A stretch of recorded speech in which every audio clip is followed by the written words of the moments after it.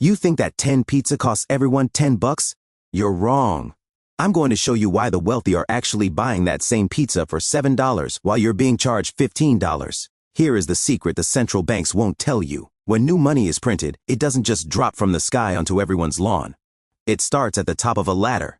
The people standing at the top, the big banks and the hedge funds. The people standing at the top, the big banks and the hedge funds. Think of it like a fast pass at a theme park. They get to use that new money to buy up houses, stocks, and businesses at today's prices. To them, the economy is on sale.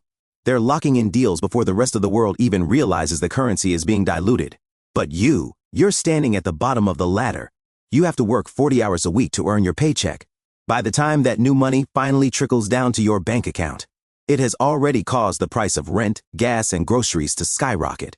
By the time you go to buy that pizza, the price has jumped to $15. You didn't get a raise, you got a penalty. You are literally subsidizing the lifestyle of the people at the top because you're the last one to touch the money. This is the Cantillon effect, and it's the invisible vacuum cleaning out your savings account. Stop being the one who pays for everyone else's discount.